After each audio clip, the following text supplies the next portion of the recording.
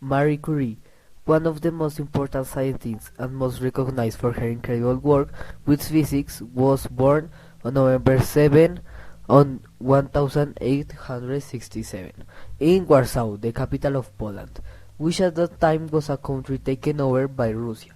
This being the cause of a family economic problem by losing their properties because of investments to restore the independence of his country. At 15 years old, she wanted to apply to the University of Warsaw, but as was customary at the time, she couldn't enter as a woman. For this reason, she applied to the Flying University, which was a clandestine university that gave studies to women. 8 years later, in 1890, Marie created a pact with her sister Bronya, in which both were going to help each other to study at a university that could give them a degree. Marie was the first to fulfill her deal by paying for her sister's medical course in Paris with the money she had earned as a governess in her native country. A year later, Bronya helped Marie enroll in a Paris university to begin her studies in physics, mathematics, and chemistry. On leaving for Paris, she changed her name from Maria to Marie. In 1893, she graduated in physics, and in 1894, she graduated in mathematics with the help of a scholarship. While she was in the university, she met her future love. Hello, Marie Curie, right? Yes, I am. Who are you? I'm sorry, I'm Marie. Someone told me that I could come here to work if it's okay to you, of course. Oh, don't worry. It's fine by me. Maybe I can know who recommend you to come? Sure, some friends of mine. They told me that it would be okay if I come to work in here. Yes, I think that they already told me that you are going to come. You are investigating some property of some steels. You study physics and chemistry, right? Exactly. Oh, I think that is a pleasure. I know that it can be good to talk with someone that speaks the same language, the language of physics. Marie and Pierre continued meeting through their mutual interest in science and radioactivity. The months passed.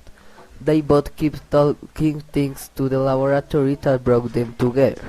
A few months later, Pierre was sure that Marie was the woman he wanted to spend the rest of his life with, so he proposed to her. But for Marie it was not just any decision. She had in mind to help the liberation of her native country, Poland, from Russia.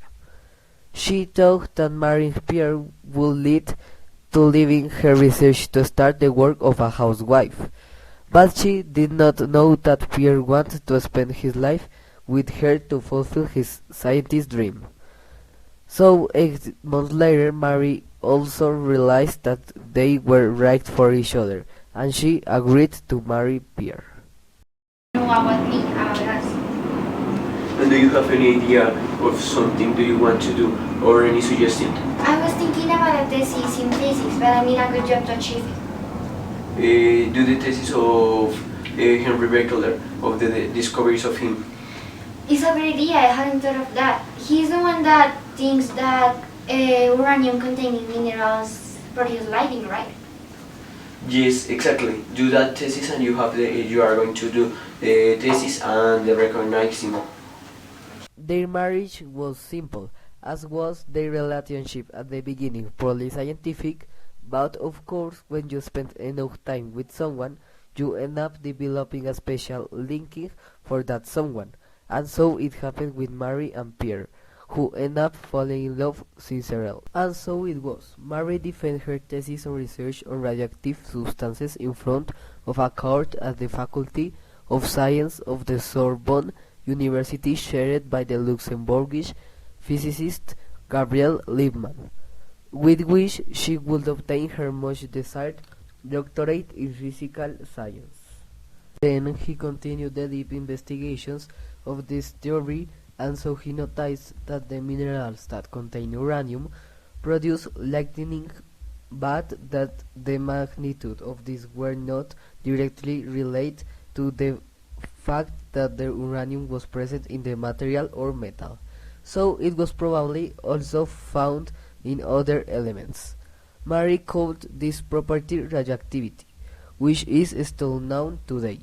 This little observation of hers was accomplished with the help of Pierre, who had put aside her own investigations to help her partner, and so they found two new radioactive properties that they named polonium in honor of Marie's native country and radium for its excessive level of radioactivity.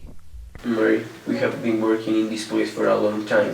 Don't you think it's necessary to move to a more bigger, spacious place?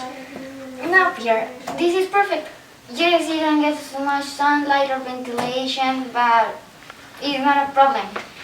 We have been in here for a long time. I don't think it needs a change. If you say it. The same year, the couple and Professor Henry Becquerel received the Nobel Prize in recognition in their joint investigations of the radiation phenomena discovered by Henry Becquerel, making Marie the first woman to receive the coveted award. Sometime later, Irene was born, the first daughter of Pierre and Marie, and then Eva. This worsened the modest situation they were living in. We have to make a decision. We cannot continue living in these conditions for the girls. We keep in mind that we have two options. Since we select the life of discover and the experiments that we for discoveries and money or the recognition that we have to give to for our daughters a good life, or we can publish our progress to continue to anyone can continue investigating. Pierre, because science we met, thanks to science we met at the first time. Because science we the reason why we kept talking and why we got married in the beginning. What are we done without science? We cannot choose our good before science. It's impossible. It would be contrary to the scientific spirit. After winning the Nobel Prize for Research on Radioactivity, Pierre continued to investigate the effects of radium but on his own skin producing burns. Thanks to this, radium began to be used for the treatment of malignant tumors, which at this time is radiotherapy. One cloudy and rainy April day in 1906, Pierre was going to his home where Marie was waiting for him to give him the news that his new laboratory, which had been built thanks to the financial contribution of the French government, was practically ready for use. The use, out all the years in which they were exposed to lightning, were taking their toll, and he was very weak. He quickly and carelessly crossed a street where mercilessly a horse-drawn carriage ran over him, and he died instantly. After the death of Pierre, Marie fell into a deep sadness that she could only appease with her investigations. During these investigations, her eldest daughter, Irene, supported her, also making her a great scientist. Marie died on 1934, at the age of 66, in bed from leukemia with severe pernicious anemia.